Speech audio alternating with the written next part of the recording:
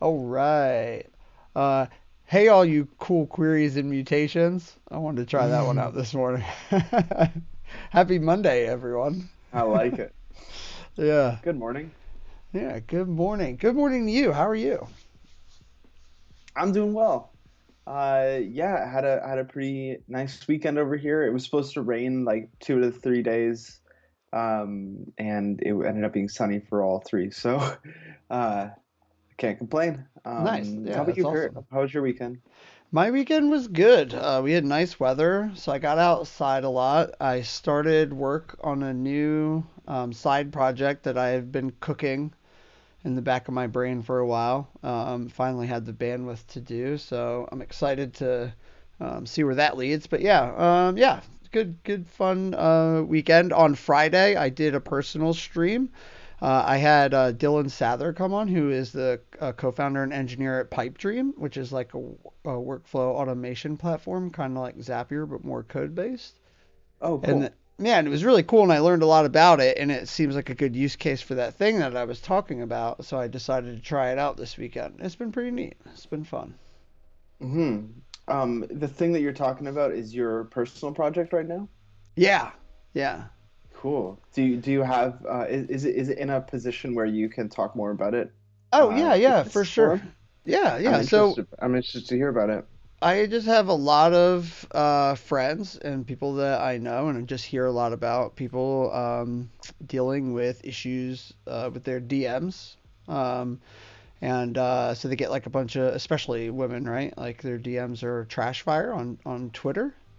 So I'm writing basically like a bot. One part of it is it will go through and clean up existing messages and remove and just delete all messages that don't pass like a particular score. It's using sentiment analysis to figure that out. And then the second part to that is going to be having webhooks listening for incoming direct messages. And then we'll just like remove them before you even have to deal with them because it's like kind of like a twofold. It's like clean out what's already there and then remove all things moving forward. So it's and to fit with the branding, the worst dev, I'm calling it the worst DMs because that's what it's Nice. getting rid of. I thought that was funny. I like But it. yeah, so it's really cool. It's coming along. I've got like the whole logic built out for doing the sentiment analysis and like the whole cleaning out part of I can clean up to the last 30 days. Like the API won't allow you to go further back than the last 30 days. But I can Mhm. get that far back. And then, so yeah, so it's been fun. So the next part's like setting up the webhook part of it.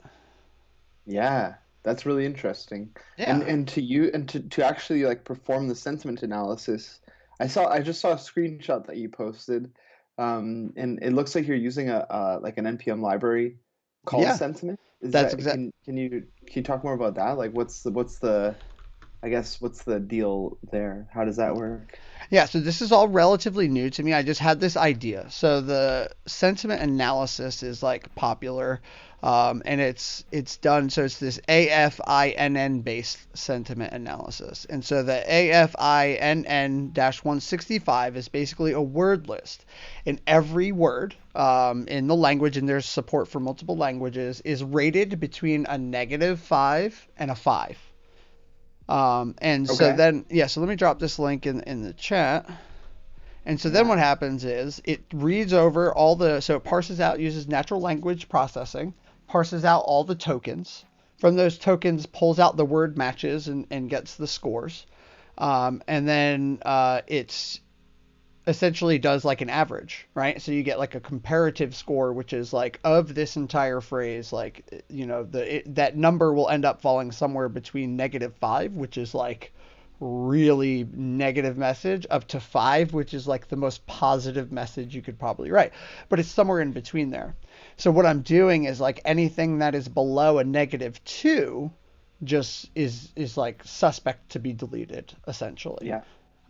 And so the way that this sentiment analysis library works is very simple to use. You just create a new instance of the class and then you call analyze. Analyze will give you the result. And if we look Okay. at a result, it will look like this. And so the score, it's deceiving. This is not what you want. This is just like saying this is like the score of anything that was calculated. And so because this is a -2 and a 3, that's going to resolve to 1. So the final Okay. score is 1, but it's not just based off of the words. See, the calculation is based off the match words, but you also have to average in all the other tokens. And so your comparative score becomes 0.11111. And this could be somewhere between a 5 and a -5. Okay. Does that make Gotcha. sense? Yeah, I think so. Yeah, So it's kind of tricky. the score that you'd be using to perform analysis in the worst DMs, it would be the comparative score then, right? Exactly. Exactly. And if Okay. this was a -2, then it's bad. But sometimes you can get false positives because it's just looking at the tone of the words. And like oftentimes, some words might appear positive, but used in the wrong context, they're negative, like Yeah. beautiful or, gorgeous or Yes. hot Yeah. could be temperature, but you could be calling somebody hot, right? Like so you have to prepare for that. And the sentiment package supports overrides. So you can assign words extras under these extras. So I can take words like because in this use case in DMs, like in most cases, you don't want to beautiful to be like used a lot. So I can actually lower its value so that it's like either closer to Hmm. 0 or even negative.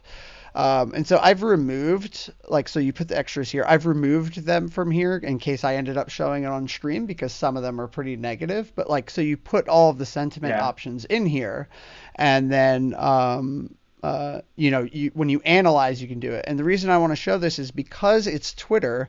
I'm doing one other thing to help me figure out this number to eliminate false positives is I'm getting the relationships from everyone that they're sending or receiving messages from, and then I have this trust modifier. And so if the person who's using this service follows the person, they get a +1 because like chances are Okay. if it's someone they're following, people you are following could definitely send you negative messages, but it's a lot less likely, right? Or like Yeah. messages about hitting on you or like whatever it may be. If you're following them, we just don't alter it at all. Then it just gets no change, and we just do the best we can with the sentiment analysis score based on like how we update the extras and changing that model kind of over time. Yeah. And if you are not following them and they're not following you and they're direct messaging you, it automatically gets a It's even worse -1. score. Yeah. Yeah, yeah. So it starts Got from a you. -1 as opposed to a 0, and then if you're a connection, basically you're starting out with a 1, but if you wrote like a really negative message, you could still end up getting it deleted. And the last Hmm. thing that I'm thinking about adding is for like if it is somebody who you are following or followed by, we delete the message, but you could even post a message back to them with the text like, hey, it seems this message you sent could be appropriate, so it's been deleted, and here's the message. And I'm going to add something like, hey, if this was an accident, just maybe try rephrasing it. I'm using this service to help me, clean up my DMs. Yeah. Cool. I Yeah, like it. right? Yeah. Hmm. And so this is the whole part that like this is a pipe dream, like the automation workflow. And so like right now I just have this scheduled as like a cron. So this would like run through and just get all of the messages from the last 30 days and then clean up Yeah. any that are bad. Cool. Yeah. That's really cool, man. Does it would it work in like group DMs as well, or would it like skip over those?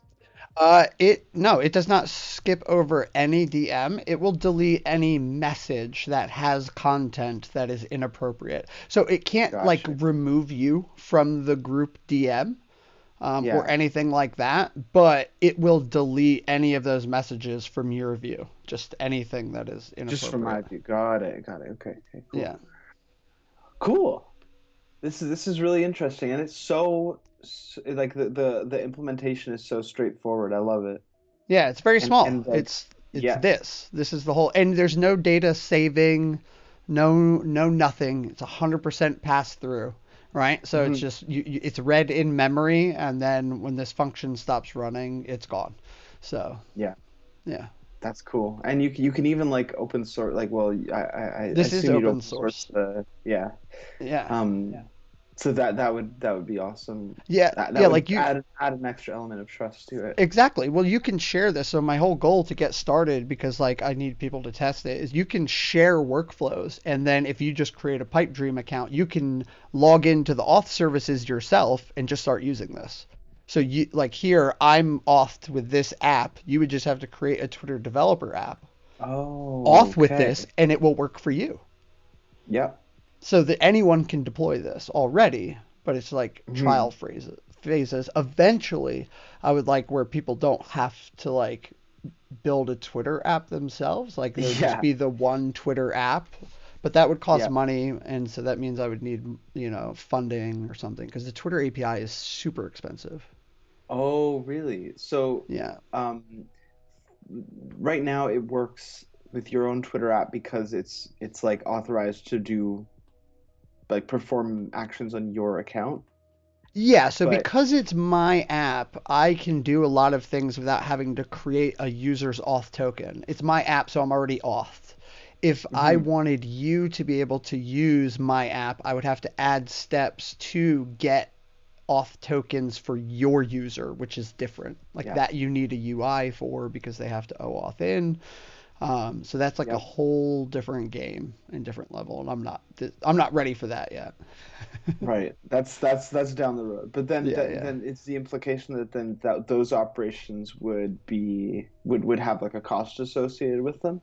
Yeah, yeah. The API Okay. has like it just costs like I think it's X dollars per month and for like however much access you need and the plans aren't I very see. good. So like for me Yeah. right now, even to use this in debugging, I can't even like recursively get all the messages from the last 30 days because I hit the rate limit. Oh, okay. Got you. Yeah. So there is a way around this. Like for right now, like what I'll actually do when I deploy this, when I'm not testing it, is in here, I will actually just sleep and like wait for a minute, Mm-hmm. and then rerun because you can do 15 requests every 15 minutes. Um, Oh, wow. That's a pretty low, pretty low rate limit. yeah, very low. So what I would do is set this to run probably like once a day. You don't need this to run every hour, I don't think, especially not once there's a webhook aspect to this. Mhm. But yeah, and then this could just sleep, like do like 5 or 6 requests, sleep for a minute, or 15 Yep. minutes, do the rest. It's just making sure you don't, or like you could do one request a minute until you get them all. Yeah, right. Yeah, Okay, cool. yeah, but yeah, point being is that it's annoying, very annoying. Yeah, yeah. But this is really cool, man. It's coming along seemingly like very nicely All and credit it goes to Pipe Dream. already does the thing. Yeah, it All already does credit the goes. thing. Yeah, all credit goes to Pipe Dream. This is so easy to set up. I just add like a new workflow, create a workflow, set a trigger. For now, I'm just doing cron, but I can deploy this at any time. So I do Command D. It has now just deployed this function because basically this is a serverless function, right? Yep. Deployed this, and then if I want to run it, I just run it. Command E, so I can run it in real time or wait for the cron to go. Boom, so Wow. it's done. Here's my console log. This is like just me, like doing some debugging stuff. Um, Yes. yeah, Good stuff, man. This is really cool. Yeah, it is. It's really cool. And it's for it's something that I think will be very useful to people. So Hmm. um, I'm excited to help some folks out. I'm just tired of everyone having to Yeah, be like, well, what happened was share.dev on Twitter tweeted that she was I about to saw close that. her DMs. Yeah, and I was just like, this is terrible. Like, and shouldn't have to deal with that. And then someone said, I wish Twitter would like implement an algorithm to like automatically remove those messages because you could do it. They could do it. Yeah. Well, Um, they already have. I assume that they already have like spam filters and stuff like that. yeah, Um, yeah, and so yeah, exactly. So I'm just trying to take that a step further and you know um, do this. But yeah, yeah, that's the gist of it. It's pretty cool. good shit, dude. Yeah, good stuff. Yeah, so sorry for that derailment, but it's definitely interesting topic. So Yeah, I mean, yeah, I should take the blame for that. I asked you to dig into this, so I was just really interested to see what you've been tinkering with. So I'm glad we did it. No regrets. Yeah, exactly. And so my main thing was I wanted to use Dino. I was going to be like, oh, I'm going to make like a Dino service and deploy it like a serverless Mhm. function to test this out. But I've realized that there is just not a lot of packages outside of Dino itself, and it made something like this very daunting. And I was like, oof, Yeah, I don't know if I'm ready for this. It's like I'll wait until there's more of a ecosystem. So yeah. That's a hard like position for a new language to be in, where like for a lot of people, a lot of use cases, like it's hard to pass up on the mountain of prior work done in yeah, the Node ecosystem. yep, You know, um, yeah, yeah, and despite how enticing might be to try. yep. Yeah, and it is tough. But I think that with the people that they have involved, um, I definitely think Dino is going to become a main platform for app building. I think that a lot of stuff is going to be built on it. It's really awesome. Like I love what it's doing. It's very cool. It's neat. The package management stuff is a bit fuzzy to me still. Um, but it was a lot of fun. I love that it's like built async by default, and like it's just really neat. Um, hmm TypeScript support built in, so you don't have to like compile your server code if you're using TypeScript. Yep. It's really neat. That's honestly the big thing. Like when I think about server side Node frameworks or server side JavaScript frameworks, Yeah, Node is obviously the one that comes to mind, and it's the question came to mind like, okay, is there room for two server side JavaScript frameworks? yeah, And what Dino is saying is like, we're TypeScript, not JavaScript. yeah, Well, not necessarily like not JavaScript, but that's like their main differentiator is their TypeScript out of the box, yes, uh, and that sets them apart pretty well. absolutely. And they're looking at doing a lot of other things too that are uh, really interesting. And like they're like I was following this issue where they're talking about converting the TypeScript compiler to Rust, Mm. which is Yeah, well, I remember seeing that like Dino is like built with Rust, or there is like a significant Rust element to them, right? yep, yep. Yeah, and then and if they did that, like whether they build it in Rust or just improve the speed, it's like interesting because right now it's the biggest it's fast. It's fast already, but the biggest bottleneck they're saying right now is the TypeScript compiler. So what is interesting to me is just like it's just crazy how open source works because what I think is about to happen is Dino is going to be popular. People are going to really want to do it. They're going to want to improve the TypeScript compiler. And I know Orta already. He's got to be probably like already talking to them or involved with this in some way. But regardless, is the TypeScript compiler is either about to get a lot faster in JavaScript or like it's about to get a lot faster in be Rust. But either way, the TypeScript compiler is about to get a lot faster.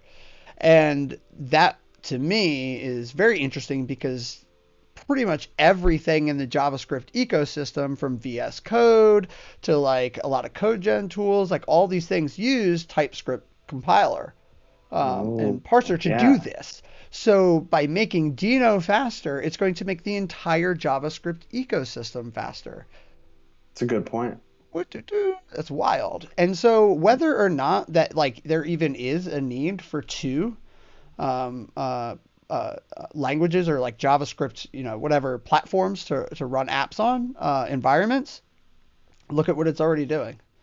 Um, Yeah, it's a yeah, great point. yeah, progress comes from pushing boundaries and trying things. And like if no one tried Dino and everyone said, nah, there's no need for another, then this wouldn't be Hmm happening. And so to me, I don't know. I think it makes sense. I like it. They're trying to turn things hmm on its head, and I remember when I first saw JSX, and this was the first like real wide awakening for me, and I was like, ew, because it reminded me so much of XML, Yeah. and I was just like, this is in JavaScript. This is this is the most ridiculous thing I have ever seen. That's what I said when I saw it, Yeah. and now I can't imagine a world without it. And so Right. it's really changed my mindset to be like, don't be so off put by things that are that different. Like there's a reason. There's a reason. Hmm. Let's see what it is. And so it's like I'm trying to be, I'm not gung ho diving onto the Dino bandwagon and going to rewrite everything I ever do ever again in Dino. But at the same time, I'm trying to look for like those things, like those gems and those reasons, and like why does this exist? Yeah. Yeah. Excellent point. That I mean that's it's the JSX analogy is so true. Like I think that a lot of people had a similar experience there. Yeah, I know I It's did. off-putting at first just because it's different, Yeah, and a few years later, it's like the only way. yeah, Not the only, but the yeah. Not preferred the only way. way. There's like yeah, it's just really a competition in any kind of space can be so healthy for everybody involved. Yep. Everybody gets better.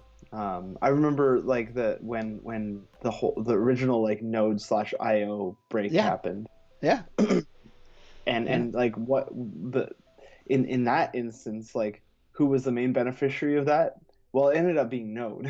yeah. Like The in community. the end, It ended the up being people who want to build server-side apps with JavaScript. That's who benefited from it.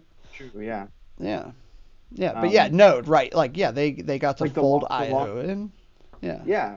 And I'm not saying that's like the eventual scenario that's nope. going to happen here, but like the point is like putting a little pressure on the original like the mainstays of a particular thing, of a particular field, or um it's so important. Yeah. Oh yeah. Imagine if everybody, was already using Relay and built all their apps in Relay, and Apollo was like, nah, like Relays here. The GraphQL server space is already like We got saturated. we It's got like, something. what's the point? Yeah, yeah. Would there be an Urkel? Would there be what is the other one? What's it? React Query? Like, you know what I mean? Like, it just yeah. You can't do that. And Jurassic Squirrel, I got already on the Dino hype train. 5 days into 1.0. I love it. That's All hilarious. aboard. Yeah, all aboard. Yeah, and I wanted to build something in it, and I will. I'll find something that is fun that's like pretty easy to build in it. It's just hard because you can't use a lot of other packages, and it's just like, oof. Yeah. I'm not a very good programmer, so it's like, I rely heavily on ecosystems to get through, Mhm. Yeah. All right. Cool. I guess that we should probably dive into our list. Sure, let's get into it. Yeah. So the first one, I feel like I say this every single week, but I'm very excited about. And then normally I do like this whole build up thing, but I'm just gonna say first. But basically, there's like a new, I guess, query builder and uh, uh, schema explorer on the what do you call it? A new on the I don't know the landscape the whatever. There's a new one. There's a new one and it's cool. Thank you. I was just about to share that. Yeah. So something that a team at Apollo has been working on is this new. Let me see if I can. Can I make this bigger? I guess not, but I can do it like this. Bigger, more. It's like the meme that's going around right now. The Star Wars more one. Have you seen that? Everyone's using it. No, Kylo I Ren have more. Oh, it's really funny. no. Yeah, you could just look up Kylo Ren more meme when you get a chance. It's great. Right. Yeah. Did the GIF stop? Oh, I must have paused it. There we go. Yeah. So this is really cool. So like, think like graphical, or what's the other one? Playground, but like with a lot of things happening to make it very interesting. Yeah, so like I love the fuzzy search. Like, oh, I like can't live my life without like fuzzy commands, fuzzy searches, fuzzy anythings, right? Even cute fuzzy Hmm. animals. So it's like, yeah. So I don't know how well this can be seen, but like to the left, you have a breadcrumb route that like shows you how deep into your tree you are. It has the types that you can just like click plus to add them. So, kind of like the Explorer that you might be used to in graphical. But then you can also bring up this like operation bar and then just start typing out names of properties, and it will read through the whole schema and give you all the options. Like, and it's fuzzy. So like if you need email, but like really you needed something else that has the word email in it, like that will come back in the result, which is really awesome. Very Hmm. powerful stuff. Yeah, you can also, of course, save queries, group them together, share them, and do a lot of other interesting things too. Yeah, it's really really shaping up to be a powerful um, powerful tool, and just like what we were talking about before we got into this, it's going to provide some healthy competition to some of the mainstays that already exist in this realm. There, Ex- some of yeah, the tools that you already enjoy using, like GraphQL. Um, this is going to the work that Danielle's team is doing on this app is really going to provide some serious competition to some of those tools, like the user experience of building queries and exploring a schema using this tool yeah. is going to be pretty incredible. And yeah, they're they're innovating. That's what's going on right here.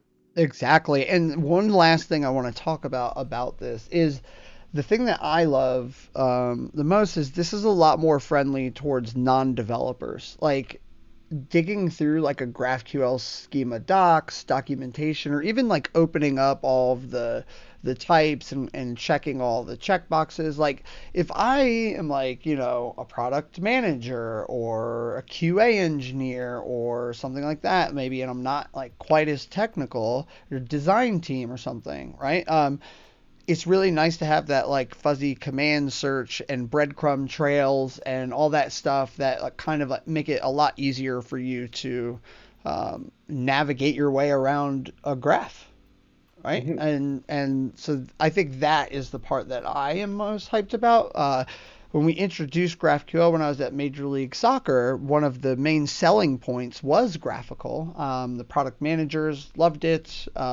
Design team was really into it, and having something like this around would have been even better because it would have been even easier using experience and less onboarding for them to figure out. So Hmm. yeah. Love it. Hey, Anthony Pereira, 88. Thank you for the follow. Oh, nice, Missed awesome. that missed that a few minutes ago, but just Oh, wanted I to I missed that too. Did the animation say happen? thank I you. don't I don't think it It did. did, yeah. The animation happened. Oh, I missed it. It Oh was man. it was a quick one. I don't think I heard it either. Did it make a noise? I don't know. I saw the animation, but we were Got it. um talking about the news. Okay. Got caught up in the news, man. All caught up in the news. All right. It's all right. Well, I've yeah. got like my little mod view open so I can Oh, see very cool. past activity and catch up on it. Yeah, and so also, one last thing is if you're not following Danielle, you definitely should be. And then also, she gives a shout out to basically the whole team who built it. If I could find it, I should be able to. Oh, this is the main tweet. I want to see. Oh, probably the new UI is just like I'll find it later. Where is it? Oh well. She gives a shout out to the whole team. There's so many awesome people in there to follow, and I wanted to share that with you, but I don't know how to find that now. I'm like lost. It's Help! buried. Yeah, it's gone. It's gone. Can I click on this? What did that do? Oh no, that's tweeting a reply. When you don't know how to Twitter. Okay. It's there. It We're looking. We're exists. looking. I promised. Okay. I'll find it later. But Well, in anyway. any case, one. I mean, an, if we can't find it today, there you'll have the opportunity um, to get to know the team. I'm sure in the future when we have um, Ooh. one or some of them on a mission briefing stream. Yeah. Yeah. Oh, yeah. Actually, I'm in the middle of scheduling one with Danielle now where we're going to talk about Studio. Or, yeah. So I Awesome. can't wait. Yeah. And I'm not sure if that's what it's going to be called, though. So don't quote me on that. I don't know. Yeah. I don't have the I think deets. we're allowed to say the word studio because it is in the Git, it's the name of the GitHub repo. Cool. Um, so Yeah. so Yeah. for yeah, for those who don't know that that's what we're talking about here. This is the tool that we've been discussing is working title studio, not final or anything, but TBD. you can check Yeah. out the GitHub repo that Danielle linked in that tweet um, Yeah. and learn more. Yeah. And like feedback. We'd love for you to try it out, use it, and let us know what you think. Yeah. Oh, yeah. Should be this. Oh, maybe I have the wrong. Oh, no, it's the same one. Okay, cool. Yeah, thank you, Patrick. All right, cool. So, yeah, yeah, that was that. That's Studio. Super hype. Hype train is real. Oh yeah, Um, yeah. Patrick actually he linked to the tweet with all of the team oh, members cool. Thank you. So it was a different names in number. there. Yay. Thank you so Appreciate it, Patrick. much. Yes, so many people should be followed. Cool. Thank you, Patrick. All right, awesome. Okay, moving on. Let's see, what is this one?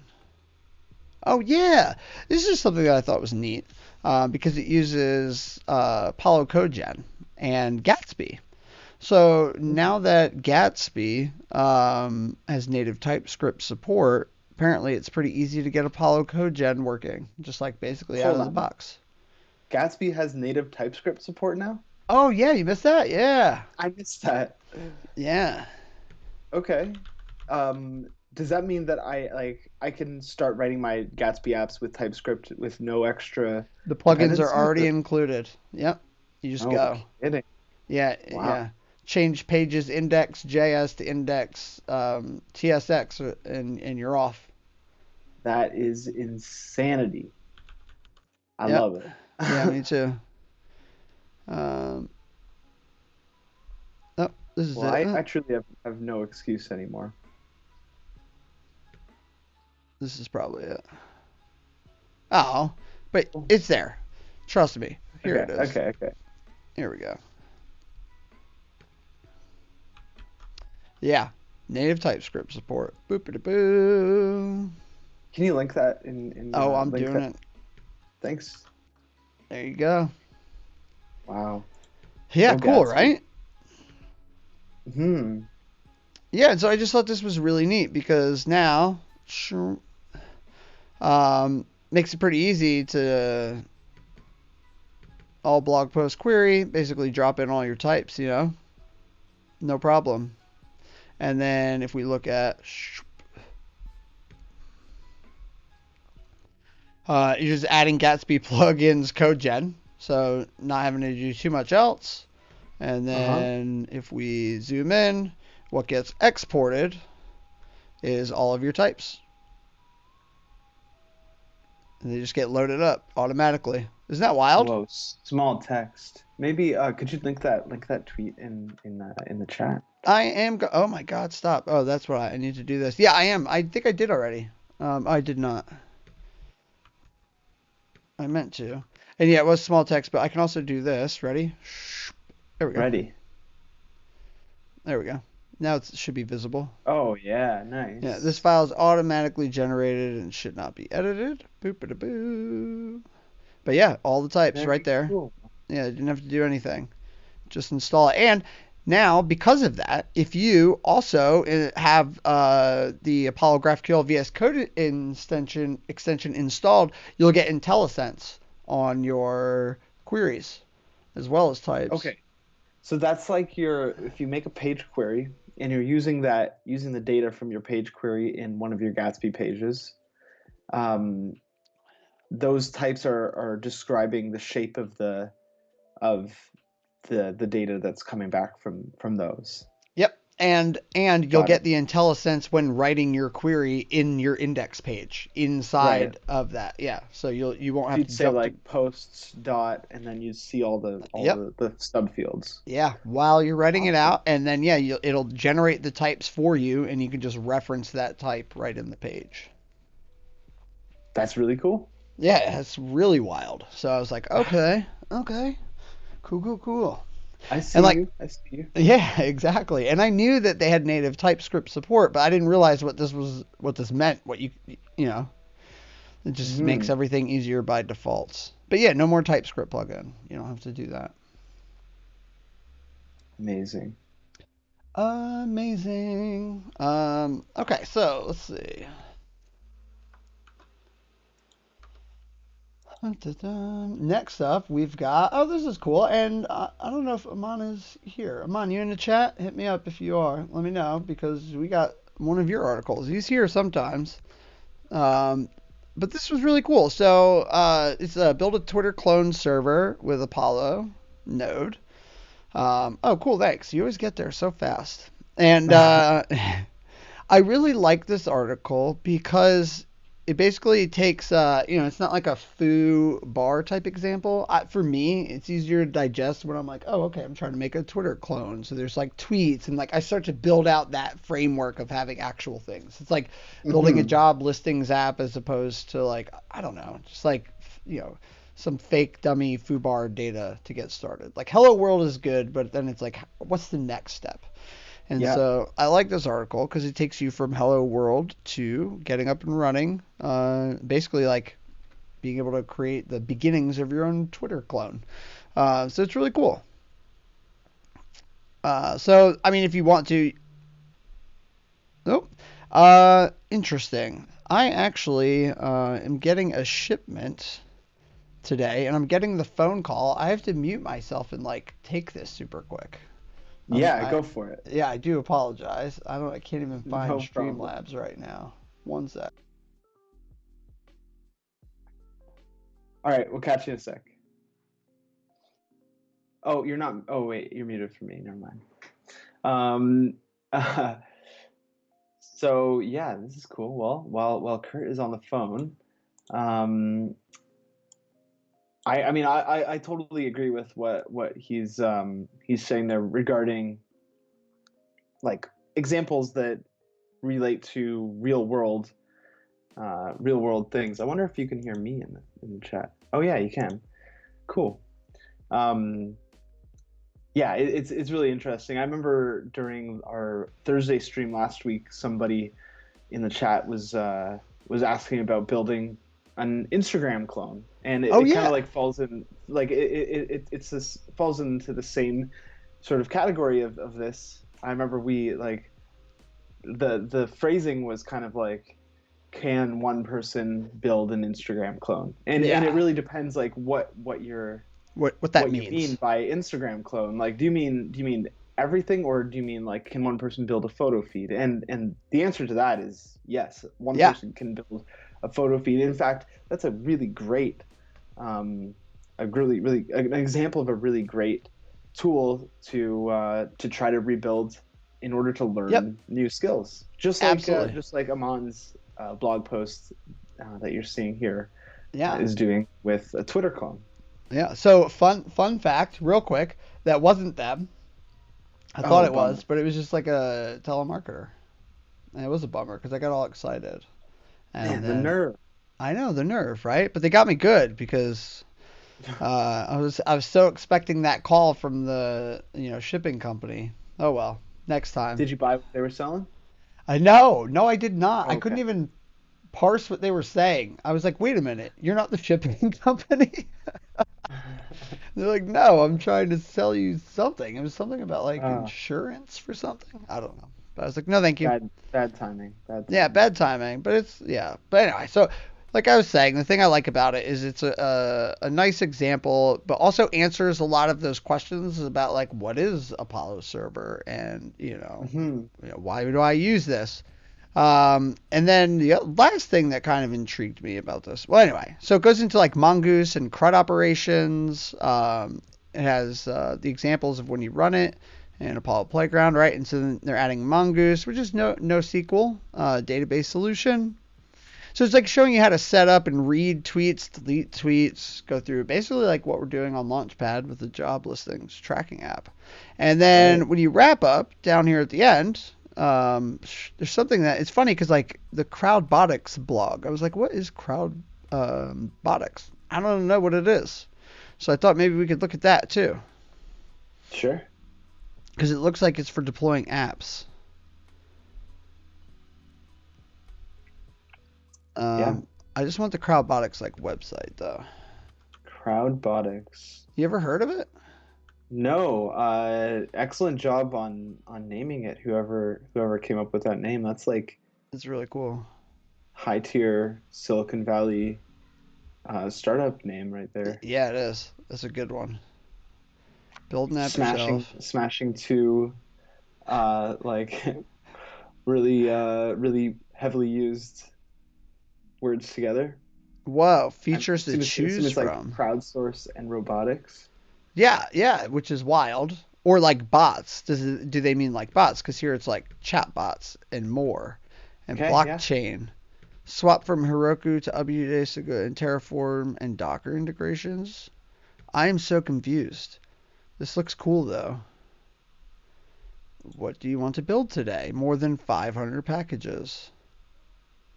What is this? Where am I? VR AR? Let's look at blockchain. Oh, I can't click on it.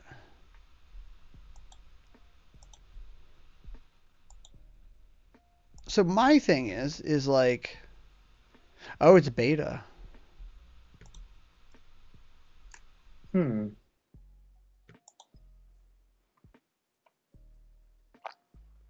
Interesting. Nice looking website anyway. It is a really nice looking website. And I'm just curious to know just like what it is. It's got pricing. Well, let's look at this.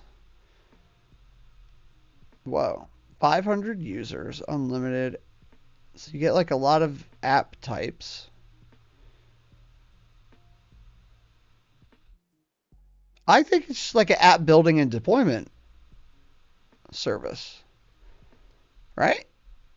Yeah, sounds like it. I mean, they mentioned Heroku Yeah. in their little blurb Yeah, I saw earlier. Like, that. is the idea that well, what was all that big list of that wall of text that you just passed? Wait, this one? No, Here? the one in the table Oh, go back? below the other table. Yeah. Yeah, that was back here. This. Oh, you mean this? Yeah, big wall. Yeah. What are all those words? Oh, yeah, sorry. Duh. There you go. Login, email. So this is like community stuff, but I still, it's like, I'm going to go to the About Us page because, like, that's got to tell us, right? Huh. Yeah, maybe. I mean, by the looks of this it's kind of it looks to be kind of like a amplify type of thing. Kind of, but community? Like, it seems. I want to know more. Who do I know that works here? Do I know anybody? I was hoping it would have more about the company. Does Amon work there? No. But yeah, here we go. Crowdbox makes it faster than ever to build complete scalable apps for business. Millions software Like packages. they had things like password reset listed as So free features. yeah, so it's got to be like an all-in platform for building apps and stuff, I guess. And they have like anything Yeah, you need from blockchain to authentication to interesting.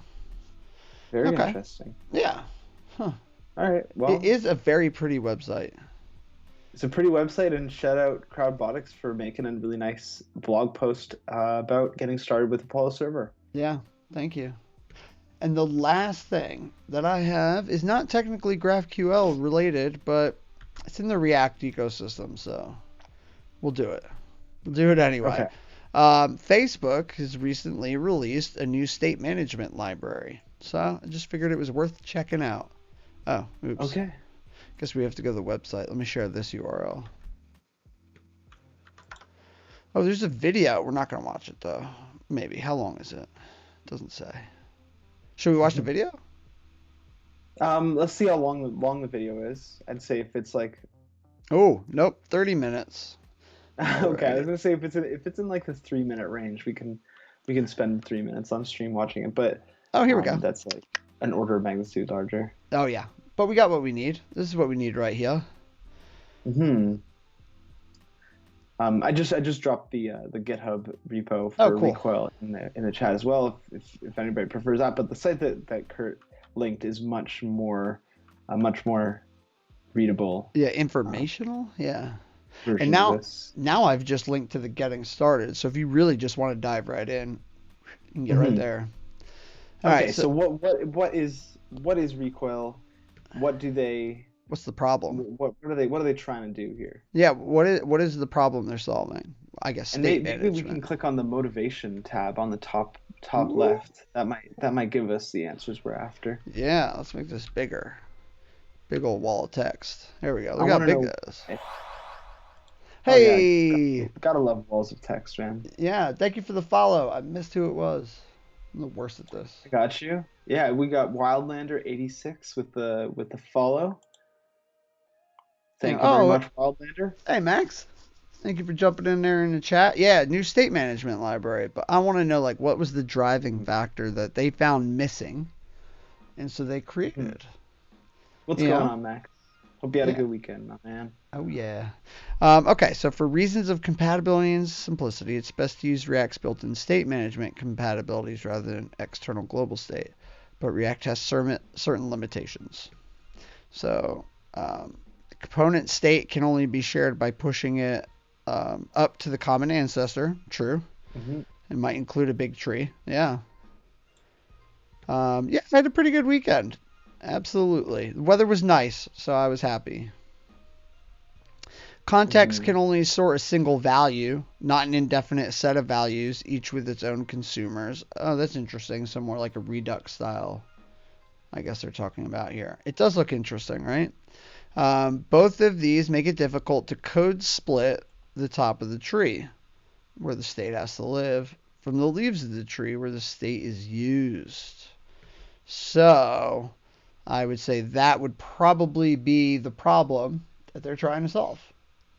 Can you They repeat that last point one more time? I just Yeah, need it to sink to my thick skull. no, no, for sure. So what they're saying is that because of the way that context works and where it's accessed and used, like you create context, and then you use it somewhere down in the tree, it becomes hard to split that code out anywhere because like most bundlers, Oh, it's going to be importing from the same place, and so like everything, so it's like you can't like decouple that part of it, I okay, guess. okay. That's interesting. Yeah, that's something that I was unaware of. Like I didn't consider that was um I guess like a limitation or like a potential problem area. Yeah, me either. And I guess you probably don't run into this unless you're Facebook size and you probably have these component trees, that Mhm. aren't even the whole page that are just like so crazy deep, right? Like Yeah, I can only imagine.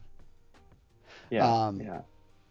yeah, and if you want to improve code splitting, and it's just funny because like they seem very focused on this code splitting and only loading the dependencies that you need. Like when we talk about Relay 3D, like that's also tied into this kind of idea of like only loading the dependencies that you need. So it seems like a strong goal for them in their rebuild was to make it easier to split things apart and lazily load them. It's interesting. Hmm. Yeah, okay. So that's like one of the driving factors behind Recoil is making a more code splittable um like State management. multi-level state management tool. Yeah, Pretty Gotcha. interesting. Yeah. So, Recoil defines a directed graph, orthogonal, but also intrinsic. It's like words I don't even know what they mean. Attached to your React tree. State changes flow from the roots of this graph, which we call atoms, through pure functions, which we call selectors. Now my brain just exploded. Holy crap. No, I'm getting Redux flashbacks. Yeah, this is a lot. So Max is talking about he's been using something else at work, which I'm going to take a look at. I'll open that link in a minute. And then Rudix World was saying, Immer. Are you saying Immer is kind of the same to Recoil or to the one that Max shared? I don't know what this one I is. it looks like both of these are kind of Ooh. they're both tools um, that Oh my satisfy a similar god. purpose. Yeah, this is a nice Oh my website, god. I love and this website so very much. I can see why they're using it Oh, at Max's work, oh honestly. my gosh. Wow. Sorry, y'all. Derailment. Wow, this is beautiful. I love this. hmm I like I, really I love I this. just I just found a new illustrator to follow on Instagram. Oh, Tina Tina Henschel at the yes. bottom left. Oh, yeah, I got that too. I follow. And thank you very much. All right. Yeah, that was beautiful. Wow. Okay, sorry. Um, okay. So yeah, I've never used Immer. Have you used Immer before? I haven't, I just took a look at their GitHub page, and it features like a similar API to useState, which um, which is pretty nice. Like if you wanted to convert from using like local component state to something that's more abstracted and like um, Interesting. I guess like shareable state, then you can Yeah. you can do so without modifying your code a whole lot. That's what it seems here. Interesting. That's cool. Hmm. That's cool. And then so I totally got blown away by the website and then forgot to actually look at the code. Um, but it's pretty cool too. Like so that you use this create, and it's what's interesting is like the store was created outside of the component. Hmm. So like you could create these stores anywhere and you get back a use store method and then I guess you could use that in any of your components and now they'll all share the same state. That's what it appears to do. Now I wonder if this though, like if this has the same code splitting benefits that Recoil is built to, like is optimized for, or if I this would is imagine no because you have to import use state or right. store from wherever you're getting it from, but I don't know how they do it either. And honestly, I don't know enough about code splitting to know. Yeah. So maybe I should actually be quiet and not say no. I don't know. hmm hmm I don't know. You tell me. Someone else who's better at this than me, please come on and tell me. I should do a mission briefing on code splitting. That would be cool. Yeah. Okay. I like this though. This is cool. It's I very just easy to like the use. I love illustrations. this So illustration. I could just like sit here all I day. personally, it is pretty nice. I'm personally drawn to like in a lot of my projects I've recently been using just plain old React use state, and Yep.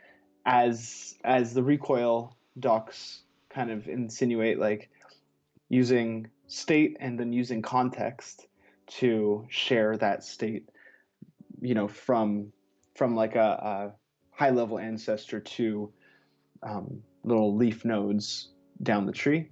Um, and that seems to work fine for me, but my main concerns are not code splitting the hell out of my app. A lot of the times when I use this pattern, it's on it's done on pages that I'm not intending to be code split anyway. So it's Yeah. not it's not a huge not a huge burden to bear, but this is really interesting. Maybe we can check out what this implementation looks like. Yeah, the code. Yeah, let's go see the code.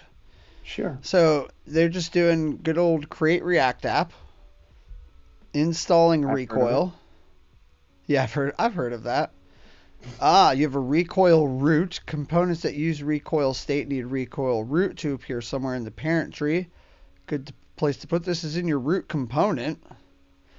This seems just like a provider, so I'm just going to be quiet, but that sounds like a provider to me. That's like the Oh exact yeah. same thing as a provider, right?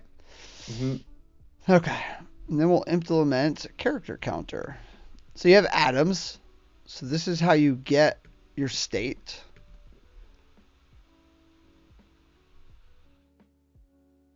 Ooh, interesting. This is interesting. This key needs to be a unique ID with respect to other atoms and selectors. All right. That means it's global. Has to be a unique key across your entire application. Or across, I'm assuming across one recoil Recoil root. root across one recoil root. Good call. Okay. Yeah. But they do recommend putting that at the root of your app. Unique key for that particular state piece. Yeah, is that kind of like if I imagine in a Redux world, you have a big thing and then you designate keys to be like as part, like the path that's essentially part of your state. I mean, it sounds like a key value store. Yeah, same as Yeah, same Redux. as Redux. Yeah. Yeah, like the way that I might that I kind of like visualize in my head is as if I was writing like a Redux object map. Like in a JavaScript object, you're not going to have two keys with the same name. Um, I would probably think of this in a similar context. Yeah. Yeah. Yeah, it's like building up a big JSON file. Yeah, which is interesting. Okay. All right, let's see. So we've got text input, use recoil state, text state. So you can just pass in the thing. It gives you text and set text. What's interesting to me? Oh, they set a default value and a key. Got it. Those are just the properties. None of those reflect the actual data. What is returned to you is the thing that you can pass to recoil state, Yeah. which will pull out the default or current value under the hood.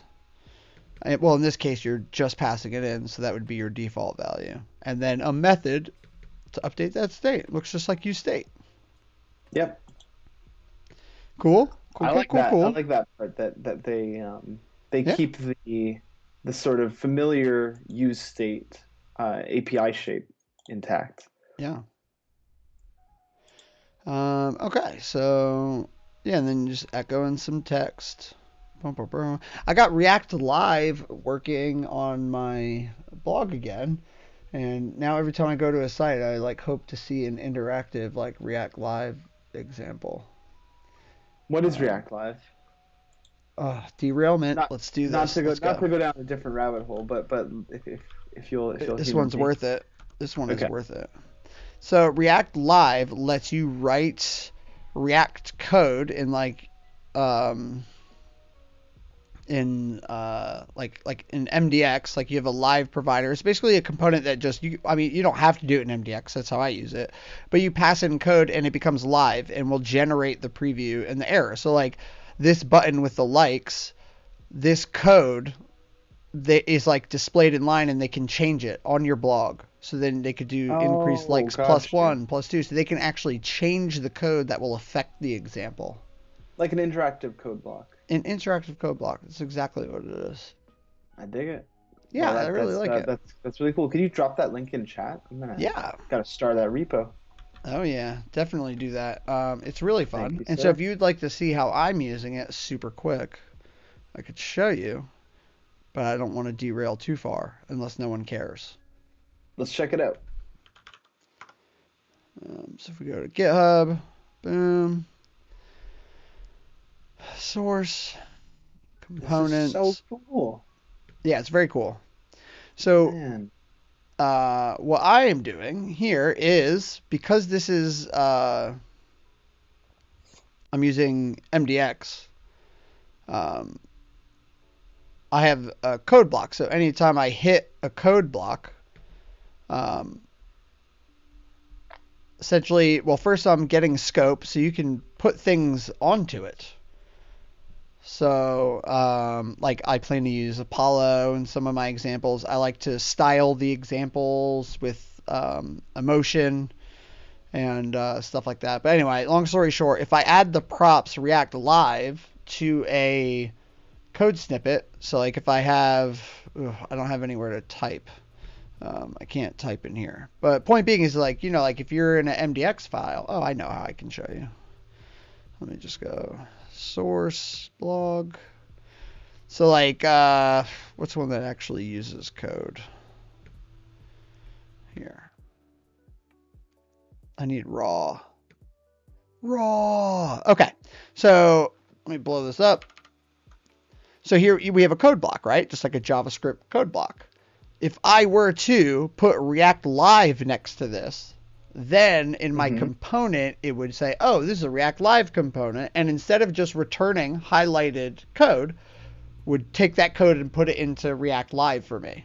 So in my blog post, Cool. I can just write and then say, here's a code snippet, and then tag it as React Live, and it's done. And I've also added code highlighting recently, which is a lot of fun. So now I can like send in metadata to like highlight lines. Nice. Yeah, I like that. lots of changes, lots of changes. And so then real Indeed. quick, let me just show you what it looks like. Boop.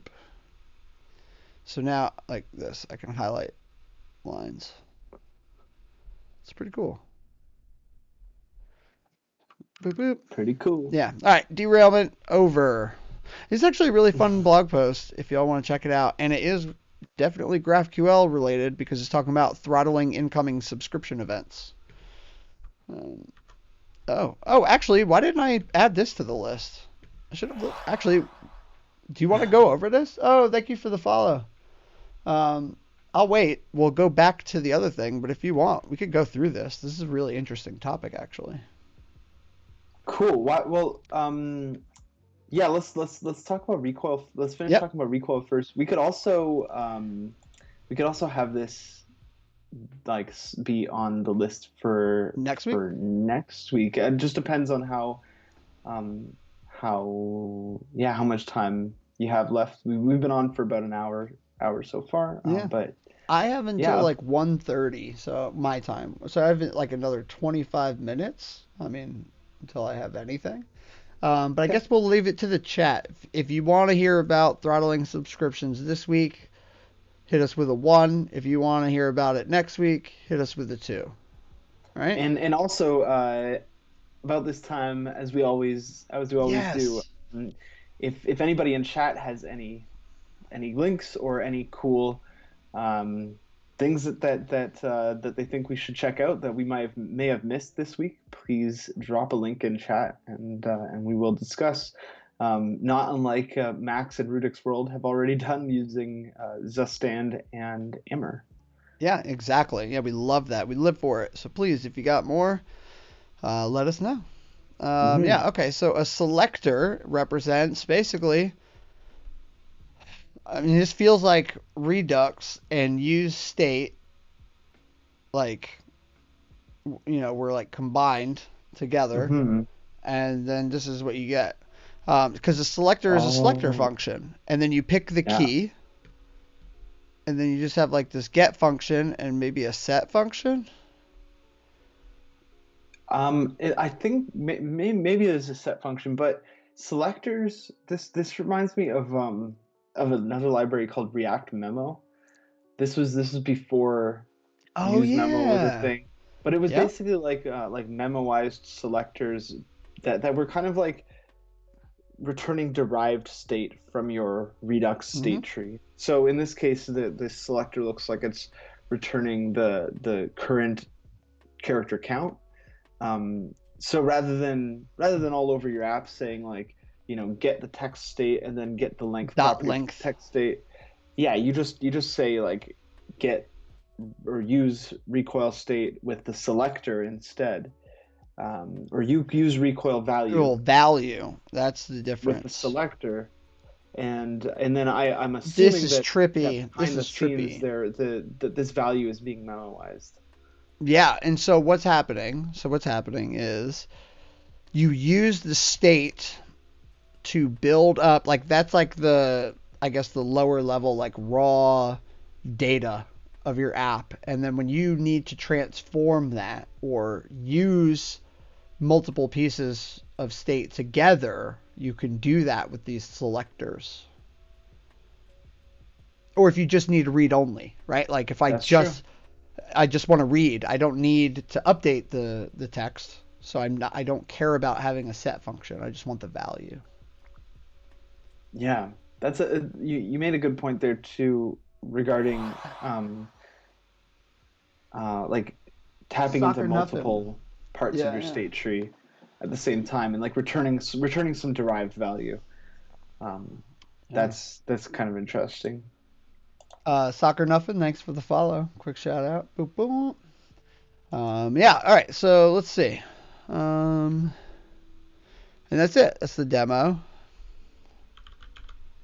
That's really cool. I love Neat. it. Yeah. There Okay. you go. Recoil. There you Yet go. another state management tool for your consideration. Oh yeah. Mm. All right. So we have also got no votes and no links in the chat. So I'm gonna say, pull the audible, and we'll go over that article next week. I feel like we covered a lot this week, right? Like there's We no, did. yeah, no sense in that. But in case anyone wants to read it in the meantime, I will link it. Please. Um, Yeah. but next week we'll go over it, like, cause it's a really interesting problem that I haven't come across really before, and it really threw me through a loop. And so yeah, I think it'd be fun to talk about. Absolutely. You and I have talked about this subject a little bit last week Oh yeah, that's right. because Yeah, after you told me what you've been working on, my question was, well, I knew I you told me that you were using generators, um, and the first question that came to my mind was, well, what's a generator, and when would I consider using a generator? right. And That's and right. and um, and I remember that discussion being really really interesting to me and illuminating. So, um, yeah, would recommend checking this article out. If if you hate reading, be sure to come back next week, same time, same place. We're gonna go over this article Yeah. next Monday, and actually, Kurt, next Monday is Memorial Day. Oh, that's right. So it'd be 2 weeks.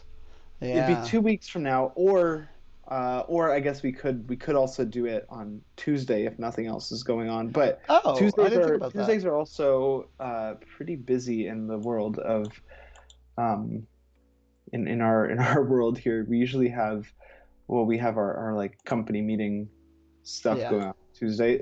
So anyway, um, yeah, what do you think? Well, I think at that point I might as well just go through this now, real quick, instead of Yeah, waiting the two let's do it. weeks. And then I don't know what Tuesday looks like, so we'll see if we can make Yeah, it work. Yeah, we'll definitely make it work. Don't count on it. Plan on no orbit next week on Monday. It will be a holiday for us. It's Memorial Day in general, right? Like Monday's Memorial Day. you got it. Yeah, so I mean U.S. based holiday, but still, if we'll be out. So yeah, but maybe we'll be there Tuesday, maybe we won't. But either way, yeah, uh, we'll go through this now. And so for all of you that hate to read, if you don't follow along with us, don't worry. I have a TLDR, and it's just here's the Nice. final Love it. code. Here it is. Parse it yourself. Have at it. But since we're here, let's talk a little bit about the problem that I faced, and then we'll go through the breakdown of like the different steps. So if you're watching stream, there's been a couple people who have followed since we've been on, and hopefully you noticed the fun little animation that happens when somebody follows. It pops up, it says new follower, it has their name, and it plays a fun little sound. Um, that is all working. So this whole scene that you're seeing, most of it anyway, is actually a React app. And under the hood, it's attached to multiple different things to source data about the stream, right? Chat messages, the chat that comes in comes over subscriptions, new follows, raids, all that stuff comes in over subscriptions. The interesting problem that I hit with follows is that when it comes in faster, then the amount of time it takes to show the animation for the follower, let it be displayed for a few seconds, and animate out if followers in a normal subscription type of updating state and just like adding them to an array or returning just the new latest follower, what would happen is the React UI would just re-render, right? So like we want to wait 4 seconds, but if we get multiple follows within 4 seconds, that would cause a re-render. So we have to create back pressure or a queue on the client because it's not the server's responsibility. When it comes to responsibility here, the server's doing its job properly. It receives an event and immediately just echoes that out, right? Just sends it down to the clients. So it becomes the client's responsibility to figure out how to queue those incoming events so that we only play one every couple seconds. So I actually tweeted about this and I asked some people and I got lots of different answers. And most of them ended up landing on something like using a big library like RxJS and observables. Xstate was mentioned, which I looked at, and I'm actually very interested in Xstate. It's a great library, and it was posed as a possible solution. I had people dropping code snippets with like use effects and set intervals and all these other things, and I tried all of these things, and none of them worked well. Like none of them got me the behavior that I want.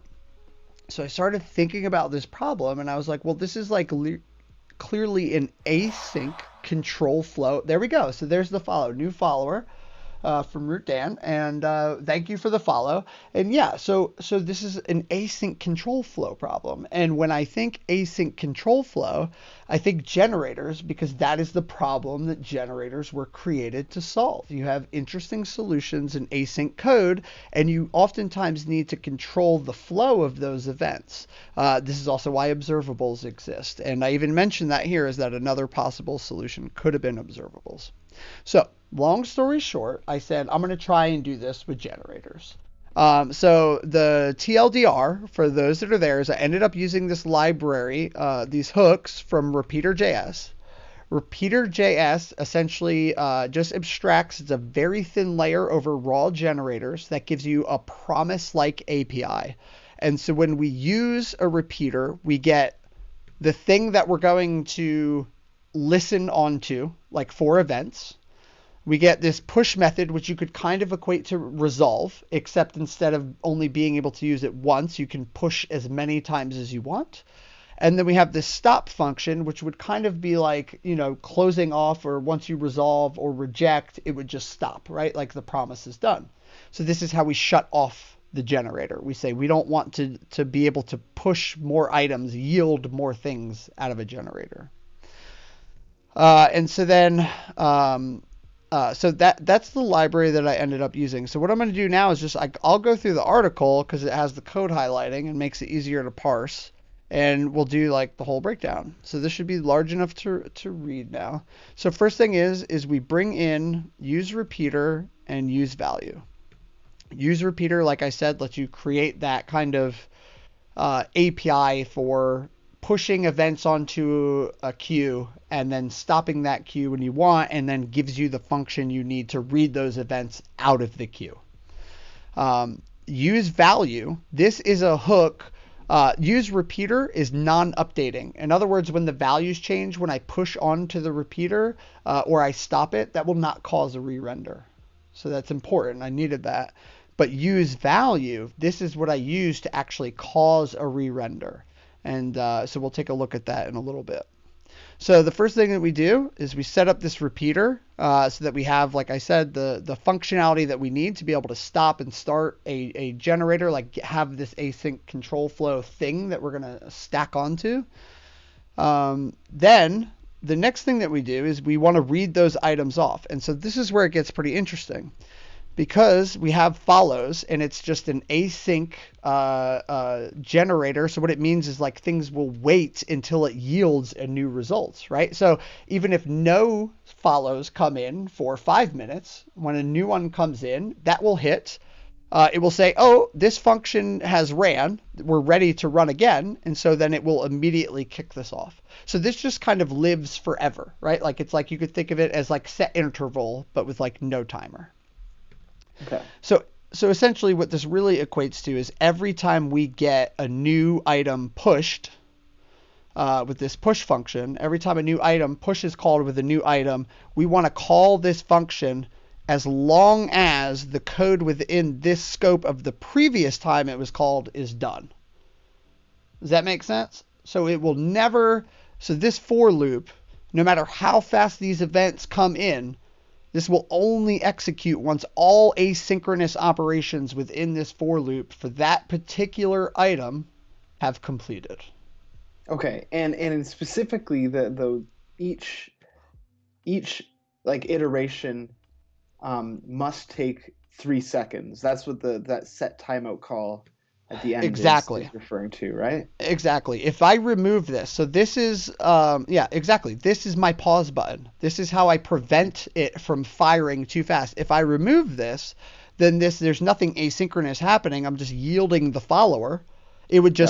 It would be a normal control flow. It would be that normal behavior as if we just used use state, right? Because it's just Yeah. going to yield it immediately. But because we're using a generator, we have now the ability to do asynchronous processes in here before the next iteration runs. Got you. And that was the trick I used to get that. So then what we do, the next thing is we need the value. So every time we yield, right, this value will change. This will update. Hmm. And that's what we return from this custom hook. So that's what will be given to my React component, will be that new follow. And then it Okay. will wait 3 seconds before it will yield the next follow. Okay, cool. And for those who are unfamiliar with generators, the syntax in the argument passed to use value might look kind of funky. It's an asynchronous function, but there's an Ah, asterisk yes. after the word function. Can you talk a little bit about what what that means? Yes. So this is the syntax that informs JavaScript that this function is a generator, much like async is the keyword that you use to declare a function as async, and it's going to return a promise, and you can use await within it. The asterisk on the function in turn tells JavaScript that this is a generator and then gives you access to the yield keyword. So like if I were to undo this asterisk, we would get an error saying you're using yield within a function that is not a generator. And much like if I removed async, we would get an error saying we're using await within a function that is not async. Got it. Okay. And the other bit of syntax that I'm unfamiliar with is that for await. Yes. Is that a generator specific No. syntax, or is that something that we can do just to you know await the yeah, yeah, what's going on there is what I want to know. So if you're familiar with so what this is doing is saying that this is like what our check is going. We're going to wait for a result of follow off of followers. So when we say const follow of followers, what this is really saying is um, this is saying it's like saying await follows dot next. So I'm gonna blow this up because that's like really small.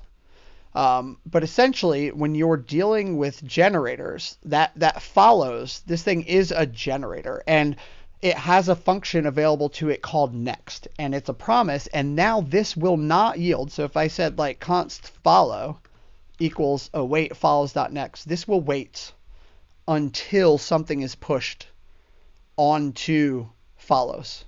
Got you. Does that make Okay. sense? So it will Yeah. hold up the process until that returns. So all this is saying is in a loop, wait until we have a new follow on follows. It's like syntactic sugar for saying for await follows dot next essentially. I see. Okay, so um would a JavaScript developer ever use this for await of syntax outside of a generator? Uh, Probably not, because in most Okay. cases this is not a behavior that you would want. Yeah. Maybe with observables, but I don't know. I've never done that before, but that would be another scenario where you can await for an ungiven amount, unspecified amount of like time, right? Gotcha. But it's also not much different than saying for await and then like promise dot all and Mm, returning an array here, right? Like that would be the same thing, I see. I essentially. see. Does that make sense? Yep, Yeah. I Yeah. think so. Yeah. And so then we return a new value every 3 seconds. So now, no matter how fast someone follows, like people could come in and just drop follows every 10 milliseconds, but from the React component side, it will only ever receive the next follower in the queue every 3 seconds. Awesome. If there's no queue backed up, and a follow comes in, it will receive that right away. And that's because we yield first and then wait 3 seconds. I see. Yeah. Yeah. And so that was the last thing where I talk is because we're inside of this async iterator, we can use this kind of cheat mode, this promise that just resolves. Ooh, stop highlighting. My trackpad is acting very funny today. It's like all over the place. But yeah, so we can await this new promise and it just 3 seconds fires. If we have something else in the queue, we'll continue to operate. If we don't, we'll wait for the next item to become available. Dope. It's dope, right? And so this It whole is. thing, and so the last part is actually connecting it to Apollo, right? Is connecting it to our subscriptions. So the very last step to this, remember we have our stop function. That's how we turn the generator off. That's how we say we don't want to accept. You can't push to it anymore. Hmm. So we set up our subscription, and we want to be good citizens, no memory leaks. So we have unsubscribe here. And then we're saying we want to query for our follows, and then it's like more programmatic. Like instead of use subscription or use anything, we're using the client, right? So we're like getting down to the nitty gritty of Apollo. And Hmm. then on each subscription, we just push the new follower. That's going to update follows, which in turn will kick off this if it's not waiting, which will yield a new value, which will return to the React component. And then Okay. we pass in push, stop, and client as our dependencies. And when this hook should go away or unmount or whatever the terminology is these days, I don't know, we can stop our subscription and stop our generator. Got it. Dang, dude. This is a pretty cool and really honestly really succinct example, um, like showing how to use this pattern. I Yeah, like it. it's great. It's a great example, and it's like not a lot of code. It's like 25 lines of code to get this behavior. And this is a hook that I can now use like anywhere that I want, and I can repeat this pattern if I wanted to make it even fancier, because really it's only about managing the control flow of subscriptions. So I could make the subscription a pattern. I could say like, use queued subscription, pass in a Yep. subscription and a timer. How long do I want to wait for each event? And now this is repeatable and I can use this anywhere. Yep. Exactly. I You think can the tricky part publish it to too would npm, be, and everybody in chat can use it anywhere too. yeah, I think there's like some things to do like around because like you have to know the data structure of the subscription when it comes back. But I think these are solvable Sure. problems. Yeah. Yeah. It's a solvable problem. But yeah, it's really neat. I have not used generators a lot before. This is probably the first time I think I've like used them in like a app. You know what I mean? Like where I've reached for a generator. I'm sure I've used Hmm. them lots under the hood with different libraries, but I myself have never been like, oh, generator feels like the right tool for the job here. So I was actually pleasantly surprised to come across that problem. And for it to actually work so succinctly. And I wish I had saved some of the other solutions that I came up with that had edge cases and were buggy and were like 100 to more lines of code to Hmm. solve the same problem. So it was nice. You're gonna have to go back and rewrite those edgy, buggy, 100+ line use cases, for educational purposes. Yeah, yeah, I'm just yeah. kidding. But it was, yeah. Please don't submit yourself to that. Oh, I won't. Believe me. Yeah, but yeah, definitely check it out. I wanted to do this with React Live, so I was going to have an example at the end where you could click and it would back pressure, it'd queue, and it would only update every so often, no matter how much you click. But generators don't work yet with React Live. Go figure. The first thing I have where I want to build a working example, but I get it. Generators are like, oof, Hmm. they're a lot. So I'm not surprised they're not supported. But yeah, it was such a big letdown. That's why I went through. I like updated my code blocks, updated React Live. I'm like, oh, this will be a really fun example. Denied. Oh, brutal. Yeah, yeah. But yeah, that's it. That's all I got, yo. That's really cool, man. This is one of those things that I can only assume must have just felt really good to Oh, to have working and like get to, like you said, like there's a certain amount of excitement in just getting to use some of this more uh, um, I don't know, like this is one of those um, tools that would have made me feel like a hacker or yes. like Oh, this definitely just makes you feel like a hacker for yeah. sure. Um, Yeah. Yeah, one of those really 100%. satisfying bits of syntax to get to use for reals. Yep. Yeah, yeah, and it blew me away. I was like, "Oh, wow, I'm like actually using a generator and it's solving a legitimate problem that I have." Yeah, it was really cool. And yeah, it definitely made me feel like a hacker. The Twitter thing I'm working on makes me feel like a hacker because it's like using natural language processing and sentiment Yeah. analysis.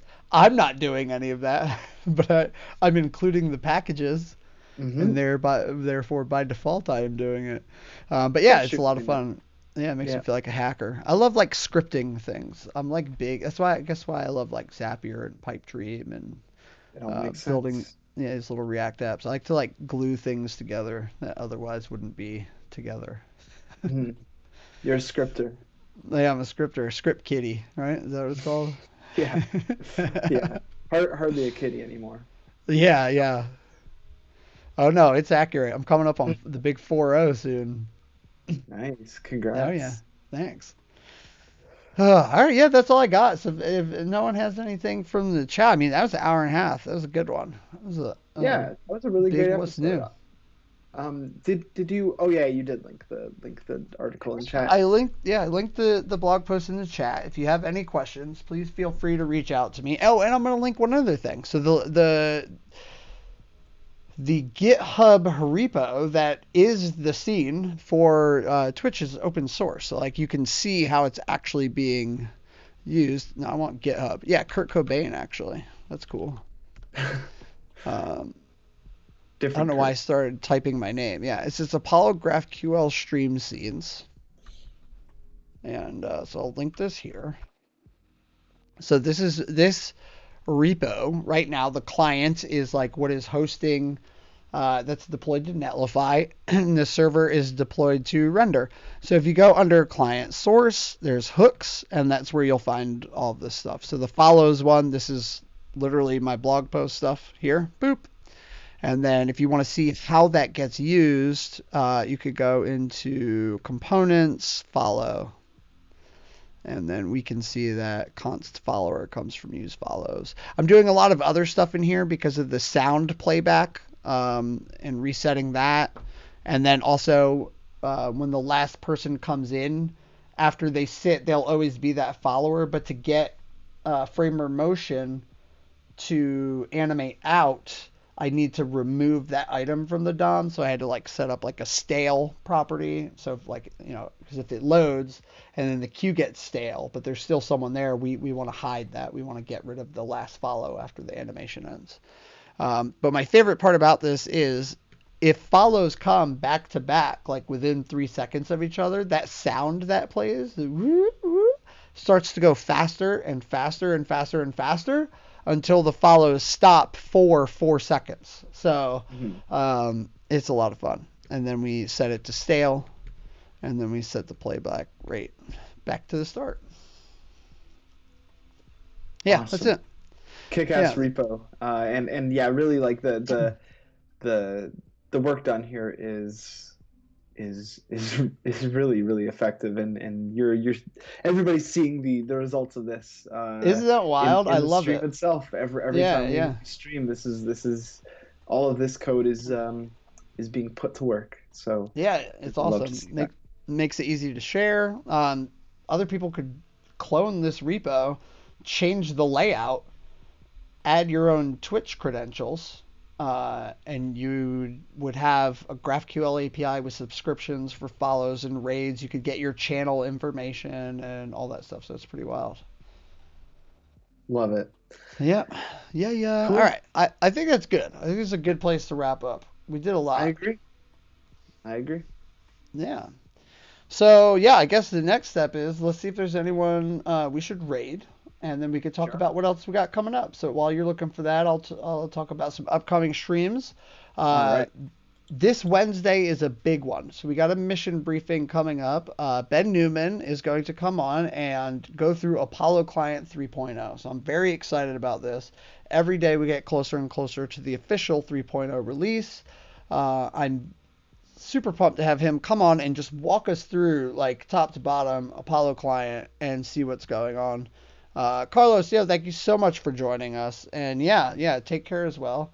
Yeah, so that's a good one. We got Launchpad coming up on Thursday, where Trevor and I will be back, and we're working on building a job listings tracking app, and we've got a good amount of it done. I feel like we're getting towards the finish line there on that, so I'm very excited about that. Yeah, and that's about the gist of it. That's the most things. We've got some more exciting ones that are about to hit the calendar very soon. Like I said, Danielle is gonna come on and walk us through Studio. I know we got some other interesting thing happen inside Apollo, so a few other Apollo folks are coming on, and then we've got some fun guests coming on. But yeah, calendar will be updated soon. Actually, let me drop a link to that. Oh, new follow, open window 365. Thank you for the follow. So I'm just dropping this link.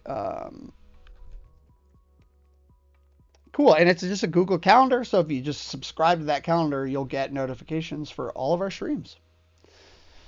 Yeah, yeah, it's really cool. And then I guess one last thing, since we're doing um, uh, this, is if I go to Twitch.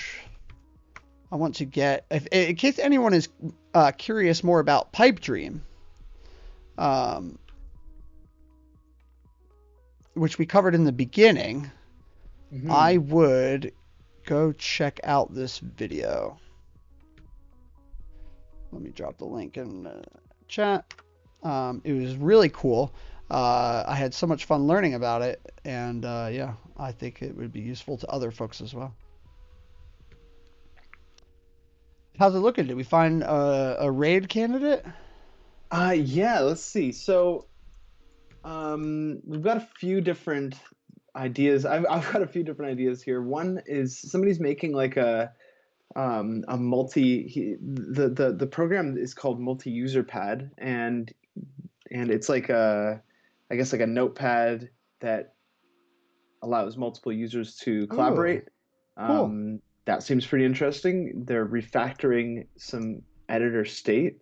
Um, we've also got um, let's see, what was the other one that I found? Just kind of like a like chatting about web development stream, and then Ooh. another with another talking about creating a poker app, and the subjects covered there are like Jest, Enzyme, Redux, and Sagas. So Ooh. yeah, we've got a few options. Any of those stand out to you, Kurt? Let's see. I would say either the chat about web dev or the poker app sound really interesting to me. I like poker, so. All right. Well, I'm thinking maybe we do chat about web dev. Uh, it's include JS. I think we've rated them before, Okay. and some really interesting content here. Here, I'm gonna DM you her um, username, and we'll send everybody off to enjoy some more web development talks here. I love it. Copying that name. All right, and starting the raid. Awesome. Okay, so we are getting ready to raid. Womp womp womp. Womp womp womp. All right, we are ready. So I mean, I got nothing else. That's it. That's a wrap for me. Is it a wrap from you? It's a wrap from me. Yeah, just thanks everybody for hanging out with us today. Don't forget to drink your water. Stay hydrated, folks. Stay hydrated. Drink your coffee or your Yeah, tea or whatever it is. whatever other liquids you're imbibing today. And yeah, have a great week. Cool. Awesome. Yeah. We'll see you all later. Bye. Peace out.